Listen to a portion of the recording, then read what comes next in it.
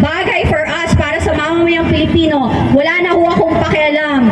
Naumpisahan na ho natin ito, hindi na ho tayo titigil. Kasi alam natin, nagsasabi tayo ng totoo, hindi tayo nagsisinungaling. Tama! Sabi ko nga, I have nothing to gain. Wala ho akong mapapala dito rather than telling the truth.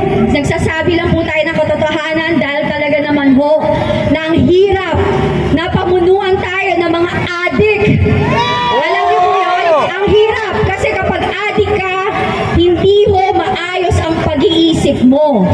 Kapag addict ka, hindi ka matinong, hindi ka matinong mag-isip. Diba? At ako alam ko po, kasi personal experience ko ho yan. Kasi ang kuya ko ay naging addict. Ang naging kasama ko, naging addict. Naabuso po ako ng addict. Okay lang, sabihin na natin, kung normal, regular na tao, normal na tao na hindi ka nakaupo sa gobyerno, gusto mong mag-addict, bahala ka sa buhay mo. Pero kapag ikaw ay nanungkulan sa gobyerno, kailangan natin ng isang mga leader na may paninindigan at talaga pong pinaglalaban tayo. Hindi po duwag at takot kasi wala na silang makukuhang pera. So wag mo kayong boboto ng mga politika na takot. Kasi takot sa presidente, takot sa Speaker of the House, kasi wala silang budget. Dapat sila ang nagsisilbi sa atin. Dapat sa atin sila takot kasi tayo naglagay sa kanila sa posisyon nila. Diba? Hindi eh. Dapat kaya tayo, wala tayong dapat katakutan. Kasi kayo ang naglagay sa posisyon nila. Ang sasarap nga ng buhay, ilan ho tayo? Ilan ang population natin? 120 million, right? Tama. 120 million. Isipin nyo, kung 120 million na tao, binigyan ng tag-iisang milyon. That's 120 billion. Sana kahit pa paano gumaan yung buhay nyo. Magkano ang flood control project? 500 billion. My God! Diba? So yung 500 billion na yon, kung binigyan kayo ng tag-5 million pesos, bawat isang Pilipino, 5 million pesos, yung 500 billion na yon, lahat kayo, gumaan na yung buhay nyo. Tama. Pero anong ginawa nila? Ninakaw. Until now, hindi pinapansin. Alam niyo bakit? Kasi never silang naghirap. Ang tao, kapag never naranasang maghirapan o maghirap, wala silang pakialam kasi hindi nila dinadaanan yung dinadaanan ng may hirap na Pilipino. Wala silang pakialam, kundi punuin yung bulsa nila, busugin ang mga tiyan nila. Tingnan nyo naman yung ginagawa nila. Tingnan nyo naman yung mga nakaupo. Nakikita nyo how materialistic they are. Magkano lang ang sweldo ng congressman? Diba? 100 plus. Sabi na 200,000. Yung iba dyan, 4 million ang relo. Ang sasakyan, magkano? May naka-AMG pa. Alam mo ba magkano AMG? Diba? 15 million. Dumaan mo ako dyan. Naka-AMG kami. McLaren, Porsche, Ferrari, lahat. Alam mo yon, ang sarap ng buhay. Diba? Diba? Ang kakapal ng mukha. So ngayon, dyan sa Congress, ang hamon ko sa inyo, kung talagang for the people kayo, dapat po, ipaglaban ninyo kung ano yung tama.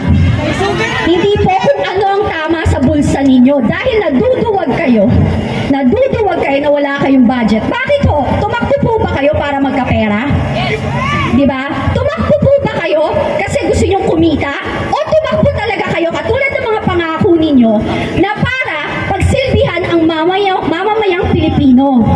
Sa mga constituent ng bawat kongresista, ang tawag ko po sa inyo, puntahan nyo, mag-rally ho kayo dun sa mismong bahay or whatever kung saan sila nakatira, ipaglaban nila kayo. Huwag silang duwag. Wala silang mga bayag.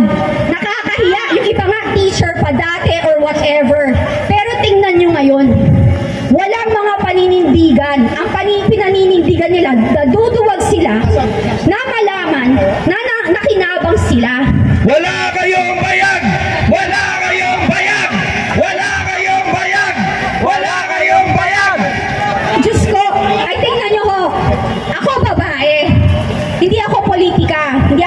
profession. Hindi ako vlogger. Wala ho akong kinikita dito. Pero lumalaban ako. Eto mga nakaupo, nakikinabang, sumisweldo sa kaban ng bayan.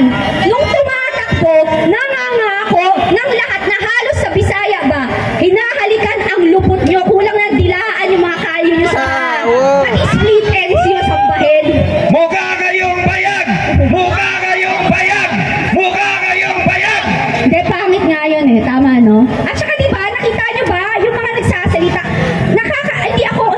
hindi ako lawyer, pero pag pinanood nyo as an outsider, nakakahiya. Parang hindi na mga politician kung magsalita, napaka-bully. Gawain ng mga adik na brat na bully na nanghaharas. Hindi nyo ba nahihalata?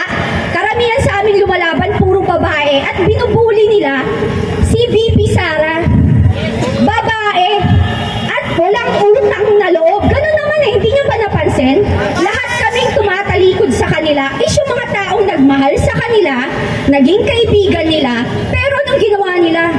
Tama, di ba, manggagamit? After Manggagamit! Manggagamit! Manggagamit! Manggagamit! Walang utang na loob. Diba? Napakawalang utang na loob. Hindi, alam nyo, hindi ho sila magwawili kasi hindi sila sanay maghirap.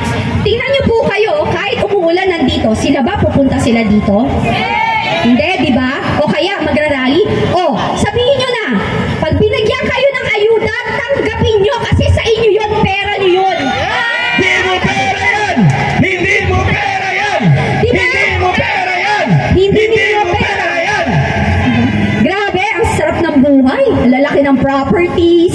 Ayan nyo, marami pang lalabas. Mabubuking. Kaya alam nyo, huwag kayong mawala ng pag-asa na akala nyo ang tagal, ba't di pa nangyayari? Kasi sa totoo lang, sabi nga, di ba ang Diyos mapagpatawad? Di ba?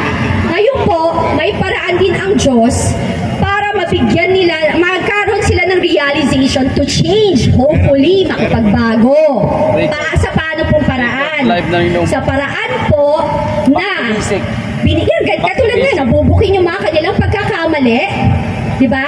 Nabubukin yung kanila, nilalantad sa madlang tao, saka, pasensya na hindi ako masyadong straight, masyadong malalim magtagal, na medyo ano lang, pasensya na ho.